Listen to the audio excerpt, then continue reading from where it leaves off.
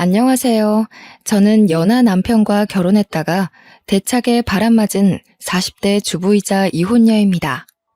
나름 사람 보는 눈이 없다는 소리는 안 듣고 살아왔는데 어떡하다 이렇게 고약한 사람들과 엮이게 되었는지 모르겠네요. 결혼 전에는 미디어를 보며 모진 시집살이를 겪는 며느리 사연들을 봤을 때 솔직히 답답하고 이해하지 못했어요. 왜 바보처럼 당하고만 있을까?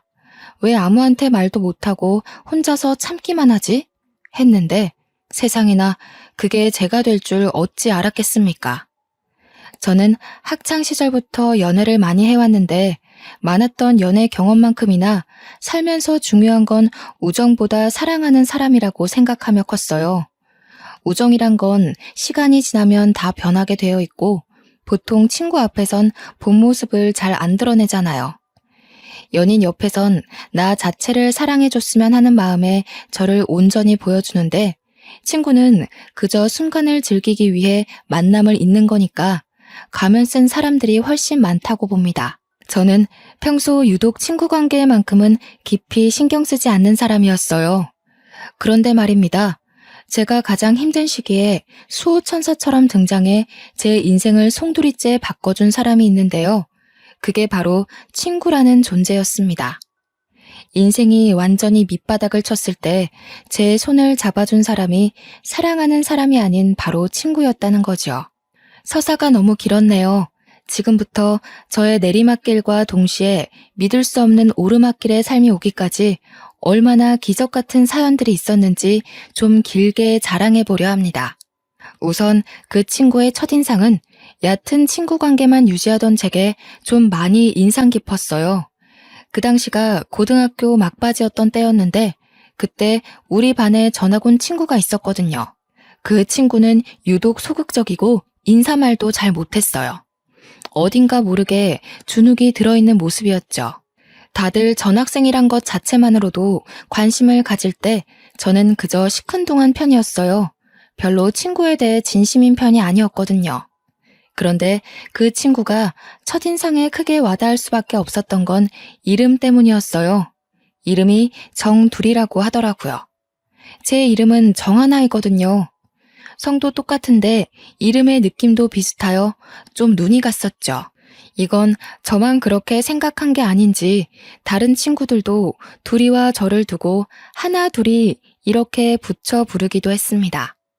그 당시 둘이와 저는 말을 섞어본 사이가 아니었어요. 단지 친구들이 그렇게 불러서 나중에는 선생님까지 세트라며 하나 둘이 부르면서 우리를 묶어서 발표를 시키는 일 정도만 있을 뿐이었죠. 다들 그렇게 엮더라도 둘이가 워낙 조용한 친구라서 저는 딱히 엮일 일이 없을 거라 생각하고 말았어요. 그런데 평소 남의 일에 관심 없던 제가 무슨 오지랖이었는지 둘이 인생에 잠깐 끼어들게 된 사건이 발생했는데요. 둘이는 워낙 소심한 탓에 친구들에게 괴롭힘을 좀 당했는데 원래 왕따 같은 게 없던 우리 반에 그런 불편한 일이 생기니 제 마음이 좀 편치 않더라고요. 다른 친구들이 저희 둘을 하도 세트로 엮었어서 그런가 둘이가 괴롭힘을 당하는데 모른 척하고만 있는 게 왠지 둘이한테 몹쓴 짓을 하고 있는 것처럼 느껴졌죠. 그래서 할 수 없이 끼어들었어요. 저는 평소 남학생, 여학생 할 것 없이 잘 지내왔던 사람이라 그런 제가 친구들의 괴롭힘을 막아주니 애들도 적당히만 하고 그만 괴롭히더군요. 그 뒤부터 저는 둘이랑 인사를 나누는 사이가 되었어요. 그렇다고 매일 둘만 붙어 다니며 정말 세트인 것 마냥 지냈던 건 아니고요. 그냥 한 번은 우리 둘 다 급식을 안 먹은 적이 있는데 그때 둘이가 말을 먼저 건 적이 있었어요. 저는 굳이 마다할 이유가 없어서 같이 운동장을 걸으며 얘기를 나눴던 기억이 납니다. 처음이었어요. 둘이와 단둘이 어떤 대화를 해본 것이요. 이런저런 얘기를 나누는데 그래도 서로 사이에 어색한 점이 남아있어서 일반 친구들끼리 할 대화 주제는 딱히 나눌 게 없더라고요. 어디 사냐, 공부 잘했냐 이런 것만 묻다가 사람 사이에 안 친하면 얘기할 법한 공식 주제 있잖아요. 서로의 꿈 얘기 말이에요. 커서 뭐가 되고 싶냐는 말이 솔직히 대화의 절반 이상이었다는지요. 그때 저는 둘이의 존재가 더 머릿속에 깊이 새겨진 날이었어요. 저는 꿈이 딱히 없어서 남들 하는 소리인 취집 잘하는 거였는데 둘이의 꿈이 요리사라고 하는 겁니다. 듣고 별 생각 없이 요리를 좋아하냐 물어봤어요. 둘이 말로는 나이 차이 많이 나는 동생이 하나 있는데 자기가 장녀이기도 했고 부모님이 둘 다 맞벌이라서 어린 동생을 챙길 사람이 자기밖에 없다고 하더라고요. 부모님도 당연하게 둘이한테 동생을 맡긴대요. 동생이 학교에서 어디 다쳐오기라도 하면 그것마저 부모님이 둘이 탓으로 돌릴 정도로 둘이한테 동생을 전적으로 떠넘긴 지경이라더군요. 그렇다고 둘이는 부모님을 미워한 게 아니었어요. 오히려 동생이 좋아할 만한 요리들을 공부해서 음식을 만들어주는 게 즐거웠다고 했습니다. 특히나 동생이 자기 요리를 먹고 맛있다고 천진난만하게 웃을 때 그렇게 기분이 좋다고 하더라고요. 그러면서 하는 말이 세계적인 요리사까진 아니더라도 사람들이 자기 요리를 먹고 동생처럼 만족감에 즐거워한다면 그게 너무 좋을 것 같다고 했어요. 요리사가 되고 싶다는 것까진 별 생각 없이 들었는데 그 이유가 너무 진실되고 따뜻해서 저는 그때부터 둘이를 다시 보게 되었어요. 저절로 그런 둘이의 꿈을 응원해주고 싶은 마음이 들더라고요. 한편으론 한 번도 느껴본 적 없는 부러움이 있었어요. 딱히 꿈이 없는 것에 관해서 한 번도 창피하다고 생각한 적이 없는데 둘이 옆에서 처음으로 그런 기분이 들었습니다. 단지 대충 살다가 취직이나 해야지 싶던 제 삶이 통째로 보잘것없어 보였어요. 사실 둘이와의 추억은 이게 끝입니다. 그 뒤로도 근근히 연락을 하거나 대화하는 날이 있었지만 공부 때문에 거의 인사만 나누다가 졸업을 했죠. 제가 서울에 있는 대학교에 입학하면서 본가로부터 멀리 떨어지게 되니 둘이와 자연스레 연락도 끊어진 셈이었어요. 저는 무난하게 대학교를 졸업하고 굳이 대학 전공이 필요 없는 평범한 회사원으로 지냈어요. 그러면서 직장 동료의 추천으로 취미로 해볼까 싶어서 공방에 가서 실뜨개를 배우기 시작했었죠. 그때 그 공방에서 운명처럼 남편을 만나게 되었습니다. 그 공방이 뜨개질 공방이라서 남자 손님의 발길은 현저히 적은 곳인데 그렇다 보니 남편이 더 눈에 띄더군요. 남편은 제가 다녀가는 시간에 자주 왔던 손님이었는데요. 부딪히는 순간이 나날이 많아지니까 저희는 자연스레 인사를 나누게 되었어요. 나중엔 남편이 먼저 번호를 물어봐서 뜨개질 얘기로 연락을 하며 지내다가 사귀는 사이까지 되어버렸죠. 오랜만에 하는 연애라서 그런지 이 알콩달콩이 너무 즐겁더라고요. 한참 남편과 꽃같은 시간만 보내던 무렵이었어요. 한날 정말 뜻밖의 사람한테서 연락이 왔습니다. 다름 아닌 고등학생 때 제게 꿈을 다시 생각해보도록 깨닫게 해주었던 둘이었죠. 솔직히 반가웠어요. 다른 친구들보다 둘이는 저에게 참 착하고 순하며 배우고 싶은 포부를 지니고 살던 멋진 친구였거든요. 너무 오랜만에 연락했지. 좀 더 일찍 연락해서 얼굴 보고 인사도 나눴으면 좋았을 텐데. 하나야, 실은 다름이 아니라 오랜만에 전화해서 이런 말 하는 거 너무 미안한데 혹시 돈 좀 빌려줄 수 있어? 우리 부모님이 얼마 전에 이혼하셨거든. 어쩌다 보니 동생을 나 혼자 돌보고 있는 상황인데 갑자기 동생이 아파서 급하게 수술을 하게 됐어. 나도 이런저런 알바를 해서 돈을 모으고 있긴 한데 이 돈으로는 동생 수술비 하기엔 모자라서 진짜 이런 부탁해서 미안해. 너무 급해서 내가 친구가 없어서 생각나는 사람이 너밖에 없었어. 반가운 마음에 좋아서 받은 전화 너머로 둘이의 울음소리가 들리더군요. 순간 학창시절 동생 생각하며 당찬 꿈을 얘기하던 둘이의 모습이 떠올랐어요. 요리를 좋아했던 것도 동생 덕분이었고 동생을 참 많이 좋아했던 모습이 생생합니다. 저는 둘이가 고등학교 졸업하고 당연히 요리 전공 대학을 갔을 거라 생각했는데 부모님이 이혼하는 바람에 대학도 못 갔다고 하니 얼마나 속상했을까요? 무엇보다 꿈이 뚜렷한 친구였거든요. 그런데 제가 대학 생활을 즐길 당시에 둘이는 배달 일을 하면서 동생의 학비를 벌고 있었다더군요. 지금은 하나밖에 없는 가족한테 수술이 필요한 병이 생겼다 보니까 둘이도 상당히 조급했나 봅니다. 둘이도 아마 오랜만에 연락하는 친구한테 이런 부탁하기 어려웠을 거예요. 둘이는 초조한 마음에 횡설수설 얘기를 했다며 사과를 했지만 저는 충분히 둘이의 사정을 이해할 수 있었어요. 둘이는 그 당시 제가 생각했던 것보다 훨씬 더 많이 괴로운 상황이란 걸 알겠더라고요. 한때 잠시나마 동경했던 친구가 어렵다는 사정을 들었는데 당연히 도와주고 싶었어요. 또 제게 연락하기까지 얼마나 큰 용기가 필요했고 절박했는지 이해하기 때문에 망설이지 않고 바로 둘이에게 걱정 말고 괜찮으니까 계좌번호 보내달라고 했죠. 저는 취직하고 차곡차곡 모아둔 적금까지 깨서 둘이에게 300만 원을 보내줬어요. 둘이는 고맙다는 말을 연신 반복하며 또 울더라고요. 반드시 갚겠다고 하는데 저는 일부러 부담 느끼지 말라고 장난 섞인 말투로 나중에 엄청난 부자가 되면 그때 갚으라고 했어요. 사실 제게도 300만 원이 쉬운 돈은 아닙니다. 그렇지만 그 돈은 못 받는다고 생각을 하고 준 거라서 전혀 불안하거나 아깝지 않았어요. 돈은 또 모으면 되는 거고 친구 사이에 작은 도움이라도 괜찮다면 고된 둘이를 꼭 도와주고 싶었거든요.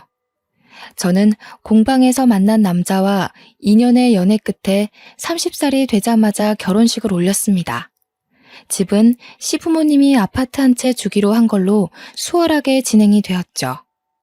남편과 연애 시절 데이트하면서 남편이 평소에도 번듯하고 유도리 있는 경제관념을 보여준 덕에 집안이 넉넉한 살림이란 걸 예측은 했다만 시댁에서 아파트 한 채를 쉽게 선물해준다고 하니 역시 돈이 좀 있는 집안이구나 싶더군요. 결혼하고 혼인신고를 마치기까지 저와 남편은 그 흔한 예비부부의 다툼 같은 것도 없었습니다. 주위에서 어쩜 그렇게 안 싸우고 지낼 수 있냐며 천생연분이라고 말해주었죠. 저는 이게 다 남편 덕분이라고 생각했어요. 남편이 저의 유치한 어리광을 다 이해하며 늘 배려해 주었거든요. 그래서 저는 제 속이 뒤집어지는 시집살이 따위 겪지 않을 줄 알았습니다. 남들도 우리 보고 몇 안 나오는 인꼬 부부라고 부러워했고 시댁 보고 인심이 좋다고 칭찬을 많이 해주었으니까요. 와, 그런데 이게 웬 말입니까? 남들이야 남편과 잠깐 인사해 본 게 다이고 시댁 얘기는 저를 통해 들은 게 전부이니 좋게 볼 수밖에 없었겠지만 그들과 이미 식구처럼 마주하던 제가 그 집 사람들의 본 모습을 몰라봤다는 게 지금 생각해도 제 스스로가 머저리 같고 분통이 터집니다. 사람들이 인심 좋다며 칭찬했던 시어머니는 알고 보니 제가 본 사람 중에 제일 꽉 막히고 깐깐한 사람이었고요. 제가 하는 말이라면 끔뻑 죽던 남편은 결혼하고 나니 엄마 말에 끔뻑 죽는 마마보이였더라고요. 결혼하고 한 달 정도 지나니 다들 본색들이 드러나기 시작하는데 며칠간은 어처구니가 없어서 말을 잃고 살 정도였어요. 남편은 다 큰 사람이 징그럽게 시어머니 옆에 달라붙어 엄마 엄마 하며 철딱서니 없이 이거 해달라 저거 해달라 아주 유난을 부리더군요. 어처구니 없는 일은 이게 다가 아니었죠. 심지어 시어머니가 저보고 결혼하자마자 여자가 무슨 돈을 버냐면서 여자가 남편보다 돈을 더 벌면 집안이 망한다고 직장을 그만두라고 하는 거 아니겠습니까? 결혼 전에는 별말 없더니 느닷없이 갑자기 이게 무슨 말인가 싶었어요. 시어머니는 당연히 나이가 있으니 그런 뒤처진 생각을 할 수 있다고 보는데 옆에서 남편이란 사람은 신이 나서 그 의견에 동조를 하고 있는 겁니다. 무슨 소리 하는 거야, 여보. 우리 아직 아이도 없고 충분히 맞벌이 가능한 사정인데 뭐하러 한 사람만 돈을 벌어. 벌 수 있는 상황일 때 부지런히 일해서 모아둬야지. 아니에요, 어머님. 요즘은 한 사람만 벌어서 돈 모으기 힘든 시대잖아요. 그만두는 건 안 될 것 같아요. 저 아직 30대 초반입니다. 이 젊은 나이에 경력 단절이 웬 말입니까? 절대 그만둘 수 없었죠. 또 곧 분가를 하게 될 텐데 그럼 시어머니와 자주 볼 사이도 아니고 그때 돼서 어차피 다시 일을 구해야 하는 거면 제가 왜 시어머니 의견대로 직장을 그만둬야 하나요? 저는 최대한 시어머니 기분 상하지 않게 하면서 제 입장을 잘못 이해하지 않도록 똑바로 말을 해드렸습니다. 그런데 이걸 엎친 데 덮친 격으로 표현해야 될까요? 일 그만둘 수 없다고 시어머니한테 떵떵거리며 의사를 전달했었는데 제가 하필 이 시기에 임신을 해버린 겁니다. 아직 분가를 하지도 않아 시댁에 몸을 담고 있는 하필 이때 말이죠. 제가 다니는 회사가 그리 좋은 곳이 아니긴 했다만 그래도 요즘 같은 세상에 육아휴직 복지는 있을 줄 알았는데 원체 근무지에 관심이 없기도 했고 그저 지원서 붙은 참에 회사를 다니게 된 거라 그런 복지가 없다는 것도 이제야 알았습니다. 회사에 임신 사실을 알렸더니 육아휴직 못 준다며 냉철하게 거절하더군요. 육아휴직으로 생긴 공백 기간 동안 계약직 뽑아서 쓰다가 내보내고 다시 저를 받아준다면 그동안에 생긴 새 업무를 인계해주는 게 번거롭다는 이유로요. 그럴 바엔 아예 새로 사람 뽑아서 쓰는 게 회사 입장에선 덜 손해라는 겁니다. 쓸데없는 인력 낭비라나 뭐라나. 그래서 저는 어떤 다른 대처도 없이 그대로 잘리게 되었습니다. 참 서럽더군요. 그래도 5년이나 제가 몸바쳐 회사를 위해 일했는데 어떻게 한치의 의논도 없이 상부에서 그리 빠른 판단을 내비칠 수 있는 건지. 어이없었지만 구질구질하게 매달린다고 달라질 일이 아니라는 걸 알아서 더는 부탁하지 않았어요. 시댁에서는 제 꼴을 아주 꼬셔하더라고요. 젊은 애가 눈에 불을 켜고 시애미한테 일 그만 못 둔다고 딱 잘라 말하더니 벌 받은 거라면서. 시어머니가 혼잣말을 궁시렁궁시렁 하는데 기분이 너무 상하더라고요. 제 꼴이 우습게 된 건 맞기 때문에 차마 거기다 대고 할 말은 없었습니다. 어머님, 저희 이제 분가 준비할까 해요. 나중에 되면 배도 불러올 텐데 그럼 어머님께도 그렇고 집에 폐가 될 것 같아서요. 이것저것 도와드리지도 못하는데 괜히 어머님 신경 쓰이게 하고 싶지 않아요. 남편만 있다면 충분히 도움 받을 수 있으니까 분가하는 게 좋을 것 같아요. 제가 분가 얘기를 꺼내자마자 시어머니가 박수를 크게 한번 딱 치더니 갑자기 분가하기로 한 아파트가 월세 계약이 되었다면서 제가 시댁에 적응을 잘하는 것 같아서 분가 생각 없는 줄 알았다고 덜컥 계약을 진행해버렸다는 거예요. 1년 계약이라 저더러 그냥 1년만 시댁에 들어와서 살라는 겁니다. 그리고는 한다는 말이 생각지도 못한 스트레스를 주더군요. 요즘 젊은 사람들은 뭘 제대로 못하더라. 나 때는 그렇게 시집 오면 시애미한테 아주 혼쭐이 났어. 지금이야 세탁기도 있고 식기세척기도 있고 밥도 배달해 먹고 하니까 살기 편해졌지. 저기 반상에 가서 며느리들인 집안 얘기 들어보면 아가씨들이 전부 골빈 것처럼 아무것도 못한다고 그러더라고. 그래서야 어디 제 남편 뒷바라지나 제대로 하고 살겠어?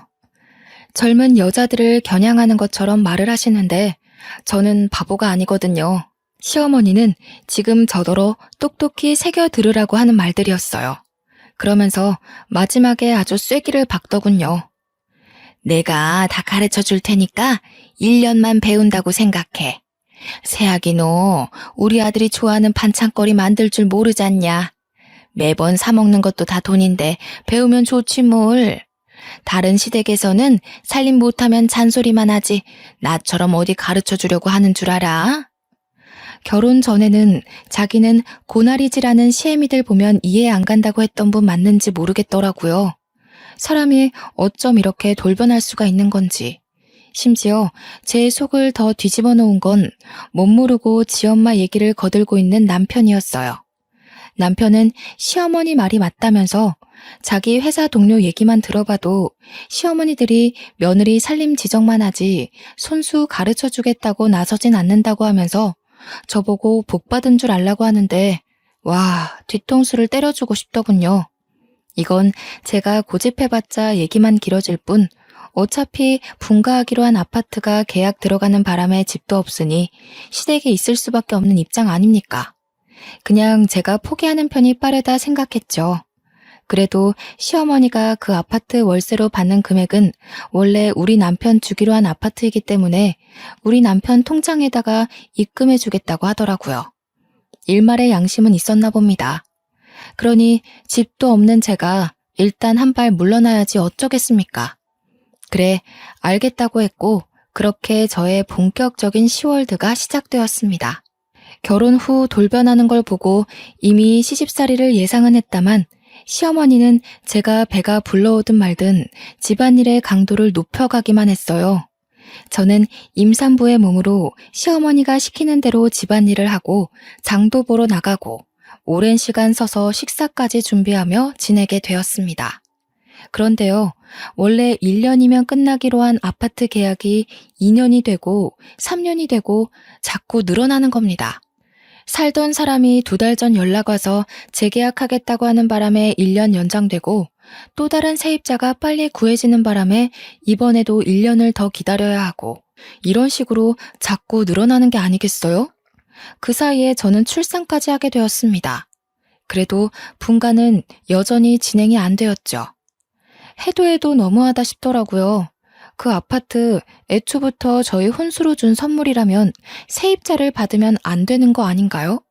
물론 그때는 말하지 못했던 게 한이지만 1년 정도면 100번 용서해서 그냥 내가 참고 말지 하고 넘길 수 있었어요. 그런데 3년이 넘어가고 있는 건 좀 아니잖아요. 그 아파트 들어가는 게 이렇게 힘들 거면 그냥 다른 집값 싼 곳이라도 먼저 구해서 분가했을 거라고요.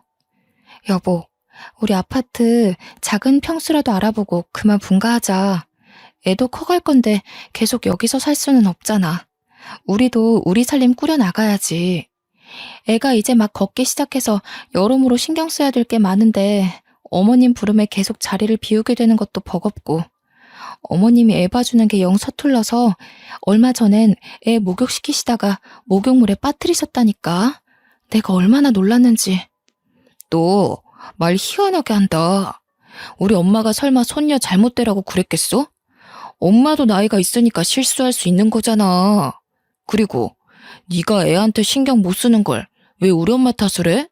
무슨 누가 들으면 우리 엄마가 너 엄청 구워 삶는 줄 알고 오해하겠어. 제가 정말 얼마나 오죽했으면 시어머니 얘기까지 하면서 남편에게 도와달라 청을 했을까요? 그런데 이 마마보이 남편은 제 말의 요점을 꿰뚫지 못하고 그저 지 엄마 탓을 하고 있는 그 태도만 콕 집어서 지적하더라고요. 저는 애가 한참 울시기라 잠도 못 자서 가만히 서 있는 것만으로도 머리가 아픈데 남편에게 너무 서운해서 결국 양보 못하고 몇 마디 더 얹었더니 밖으로 소리가 새어나갔나 봅니다. 시어머니께서 노크도 없이 저희 방 문을 열고 들어오더군요. 다 늦은 밤에 무슨 소란들이니? 그리고 세아가, 너는 아직도 분가 소리야? 네가 아무것도 할 줄 모르는데 분가에서 둘이 뭐 해먹고 살려고 자꾸 집을 나간다는 거니? 이 집이 이렇게 넓어서 니들 둘 방을 내줘도 한참 남는 평수잖아. 특히 애가 다니기에 위험한 것도 없고 좋지 않아? 앞으로 애는 더 빨리 클 텐데 넓은 집에 있는 게 여러모로 편하지. 그리고 그 아파트 계약 끝나면 어차피 분가하게 될 건데 뜬금없이 다른 집을 알아보는 건 무슨 모자란 생각이니? 어머님, 정말 이런 말씀 안 드리려고 했는데요. 그 아파트 저희 줄 생각은 있는 거예요? 계속 세입자를 받아주신다는 거는 애초에 저희 줄 생각이 없으셔서 계속 계약받았던 거 아닌가요? 저는 이제요, 그 아파트가 정말 있기는 한 건지도 모르겠어요.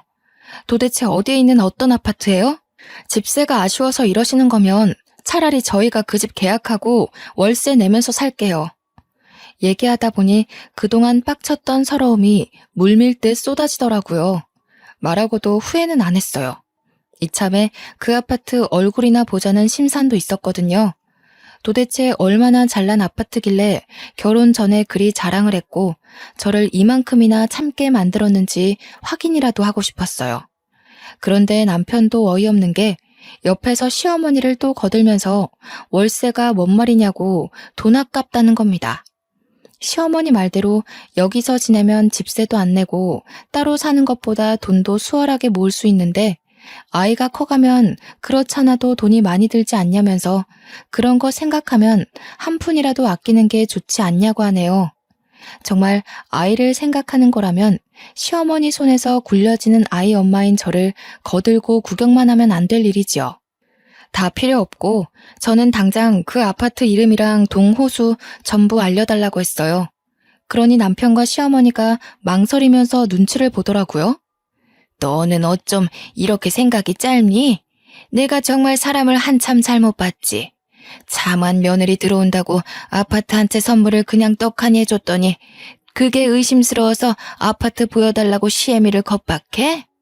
아유, 내 팔자야. 어디 가서 쪽팔려서 말도 못하겠네. 며느리한테 잡혀 사느라 기 한번 못 펴고 산다고. 그러거나 말거나 저는 계속 요구했습니다. 그랬더니 결국 시어머니가 휴대폰을 가지고 오면서 제게 그 아파트 정보를 내놓더군요. 눈으로 보니까 속 시원하냐고 시어머니가 떵떵거리는데 저는 그저 아파트 정보만 기억하기 바빴어요. 그리고는 시어머니와 남편 둘이 방을 나서버리더군요. 둘이서 뭐라고 수군대는 것 같았는데 관심 없었어요.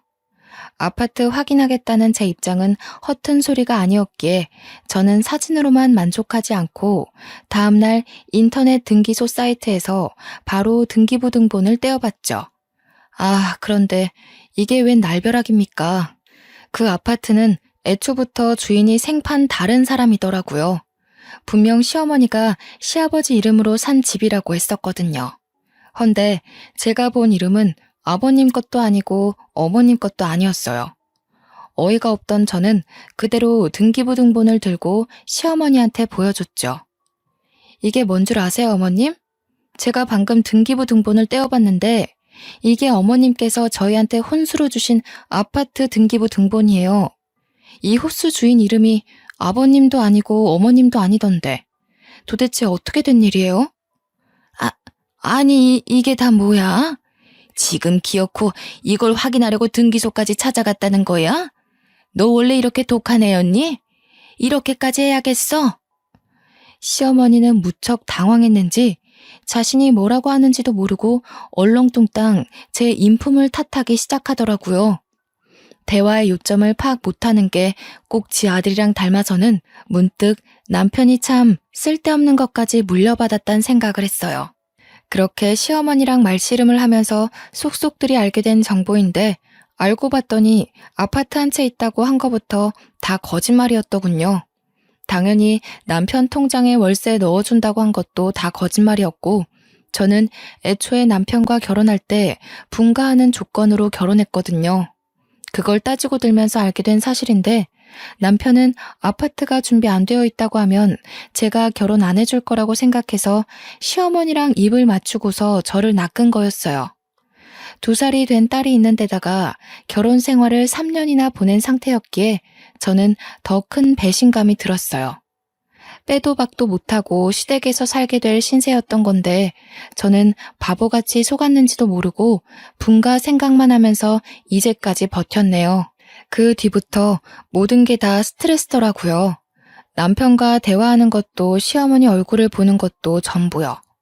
제가 이 사기 결혼을 버티고 있을 수 있도록 힘을 준 건 오로지 2살짜리 딸내미 뿐이었습니다. 한날은 자고 일어났는데 눈앞이 핑 도는 겁니다. 그날 내내 대낮까지 어질어질하기도 했어요. 빈혈인가 싶어서 딸내미를 데리고 시간 내서 병원에 갔더니 이게 무슨 일입니까? 또 임신을 했다는 겁니다. 남편이 술 먹고 들어온 날 제가 울면서 사과하던 그날의 분위기를 못 이긴 결과물인 듯 싶었죠. 저는 제 스스로 또 구렁텅이로 기어들어간 셈이었어요. 너무 힘든 마음에 부모님이 보고 싶어서 지방에 있는 친정 부모님한테 겪고 있는 시집살이에 대해 다 말한 적이 있었는데요. 친정에서는 오히려 저를 나무라기만 하더군요. 그러게 왜 회사를 그만뒀냐면서 애까지 있는 엄마가 처녀 때처럼 징징거릴 거냐고 하는 겁니다. 정말 가장 힘든 시기인데도 불구하고 제 편은 아무도 없다는 생각이 온 머릿속을 지배했어요. 그게 너무 서러워서 매일매일 우는 날만 늘어갔죠. 친정 부모님은 원래 10년 동안 한자리에서 분식점을 하고 있었는데 최근 장사가 너무 안 돼서 분식점 접을까 하고 있던 참이었다고 하더라고요. 그래서 저한테 더 매정했던 거였어요. 괜히 돈 나가는 짓 하지 말고 그냥 시댁에 살고 있으라면서 우리도 이제 나이가 있어서 몸도 힘든데 이 와중에 또 다른 일 찾아봐야 된다고 하면서요. 그러니 지금 당장 저를 봐줄 사정이 여의치 않으니 힘들더라도 참고 시댁 식구들이랑 잘 지내보라고만 말하셨어요. 결국 저는 그렇게 감내하는 시간을 지속하다가 너무 스트레스가 심해 불면증까지 생겨버렸어요. 병원에선 더 이상 스트레스를 받으면 유산될 수도 있다고 경고까지 했는데 남편이란 작자는 아직도 시어머니 앞에서 밥 반찬으로 투정 부리기만 하는 철부지였어요.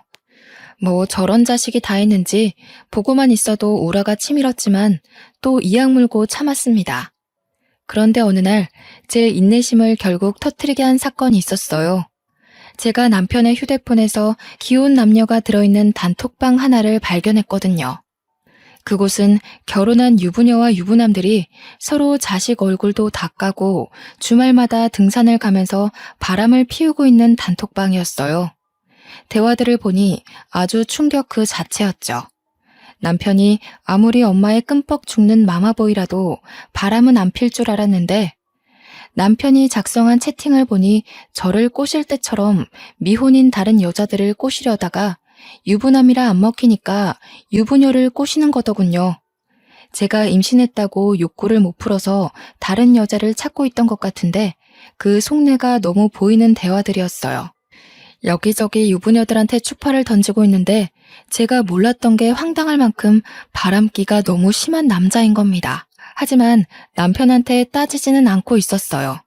어린 딸을 생각하면 우리 부부 사이를 더 이상 망칠 순 없었거든요. 그렇게 혼자서 어마어마한 스트레스를 받으며 살다가 한날은 시어머니가 걸레 쥐어주면서 거실 바닥이 좀 더럽다며 닦으라는 겁니다. 시어머니가 준 걸레로 바닥을 닦기 시작했는데 속이 너무 울렁거리더라고요. 예산 일이 아님을 직감한 순간 저는 그대로 바닥에 구토를 하고 말았어요. 아유, 장판 얼마 전에 새로 한 건데 꼴값이야 정말. 애 처음 갖는 것도 아니면서 무슨 집안일 조금 한다고 힘든 척 유세를 떨고 있어. 얼른 닦아. 집안에 냄새 배겠다. 저는 당시 시어머니의 기분 나쁜 잔소리에 대항할 정신도 없을 만큼 몸이 이상했어요. 갑자기 빠르게 정신이 혼미해지면서 그대로 거실 바닥에 쓰러졌던 기억이 납니다. 눈 떠보니 집이 아닌 병원이었고 제 눈앞에는 울고 있는 엄마만 있고 시어머니랑 남편은 코빼기도 안 보이더군요. 겨우 정신을 차리고 엄마한테 어떻게 왔냐고 하니까 엄마가 울면서 저보고 유산됐다고 말해주는 겁니다. 그걸 듣는데 정말 세상이 무너져 내리는 줄 알았습니다. 왜 나는 이렇게까지밖에 살지 못하고 내 아기도 지키지 못했을까? 나는 왜 이 모양 이 꼴인 걸까?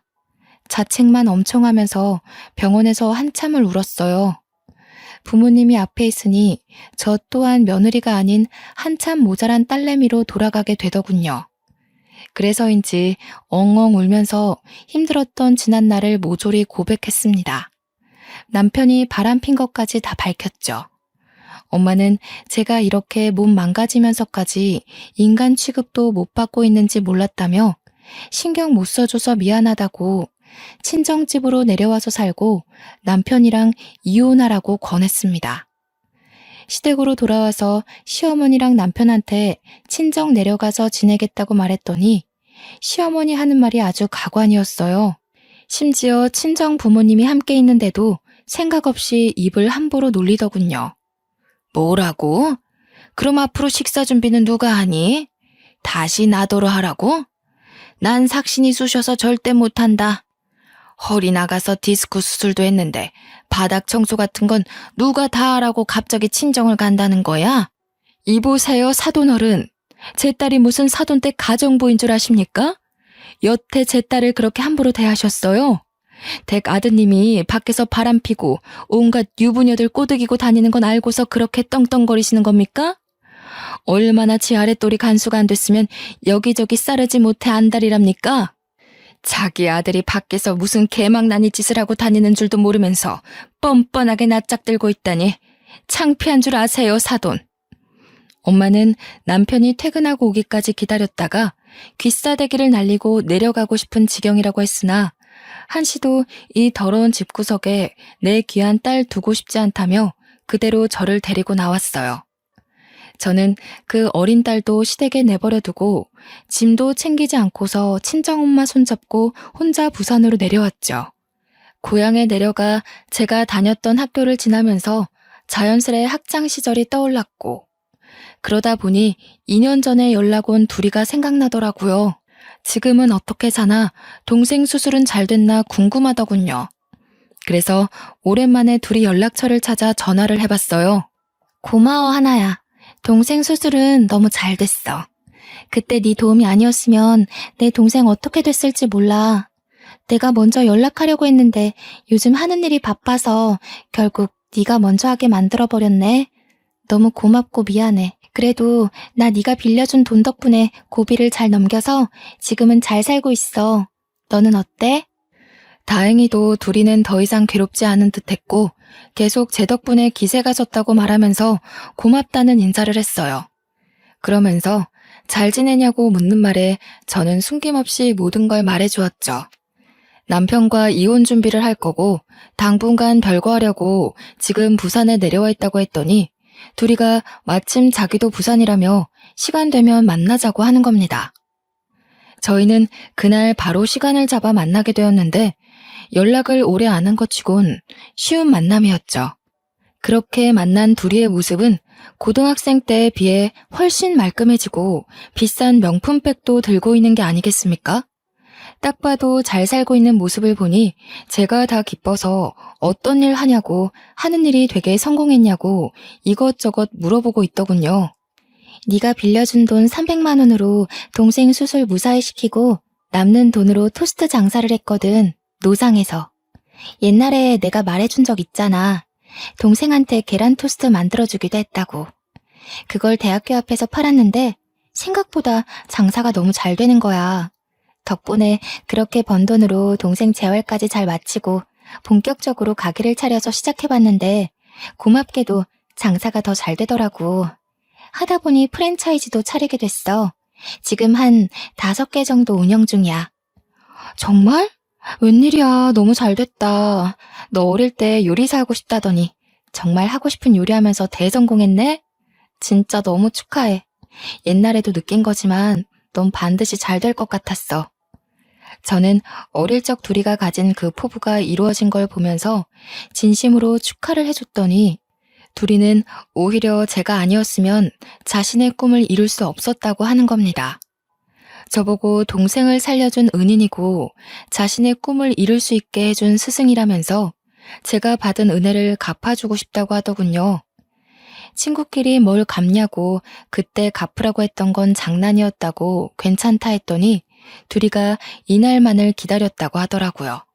그러면서 하는 말이 자기가 사업하는 토스트 가게 하나를 공짜로 줄 테니 친정 부모님이 하고 있는 망한 분식집을 빨리 정리하라고 하대요.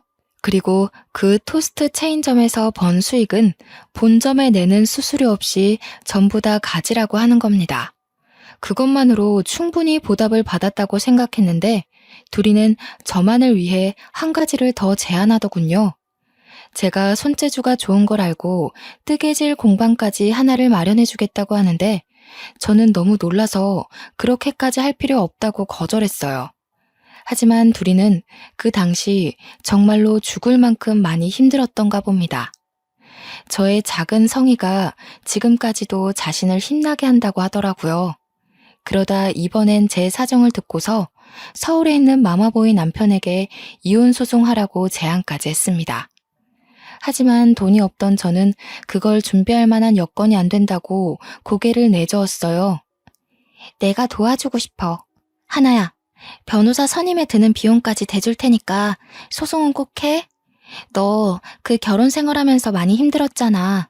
당연히 네 인생 망가진 것에 대한 보상 받아야 되고 시댁에서도 그만한 벌을 받는 게 맞아. 둘이가 조리 있게 이것저것 많이 알려주었는데 덕분에 저는 여의치 않던 마음에 용기가 생기더라고요.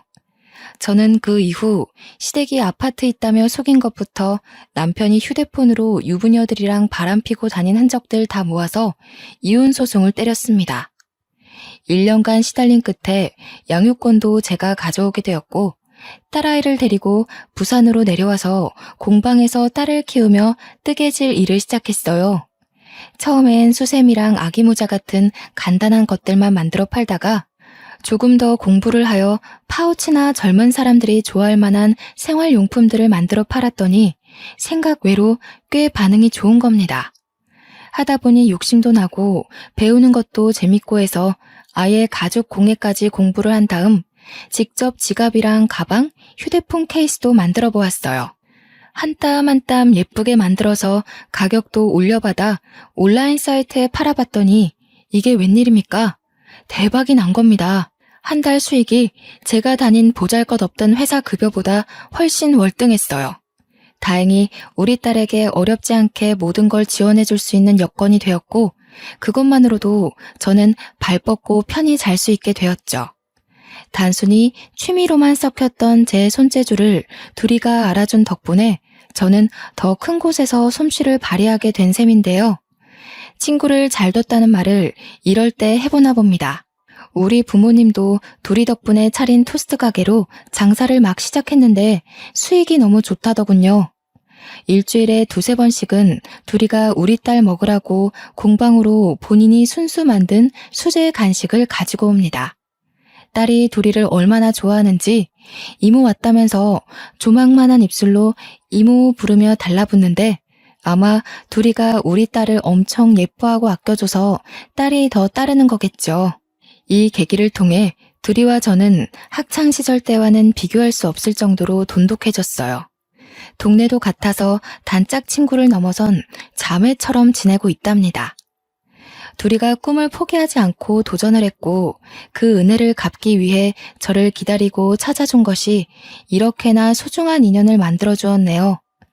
늘 감사하면서 살고 있는 부분이에요. 서로가 가장 필요한 순간에 나타나서 도움을 주게 된 것도 아마 하늘이 맺어준 귀한 인연이 아닌가 싶습니다. 이번 일을 통해 느끼게 된 게 있는데요. 도움이 필요한 사람에게 내가 해줄 수 있는 물질적 크기가 얼만큼이냐라는 건 중요한 게 아닌 것 같아요. 내가 너무도 힘든 상황에 처했을 때 작은 마음이라도 그 고마운 손길을 내밀어준다면 그것이야말로 받는 사람 입장에서는 세상에서 가장 커다란 도움이 아닐까 싶어요. 저는 부산에서 이대로 평화롭게 지낼 생각이에요. 앞으로 이 행복이 쭉 오래되었으면 좋겠네요. 다들 저처럼 주변의 소중한 인연들로 인해 행운 같은 나날들을 보내시길 바랍니다. 느린 손가락으로 눈 아프게 글을 써내려가다 보니 벌써 늦은 밤이 되었군요. 그럼 편안한 밤 되세요.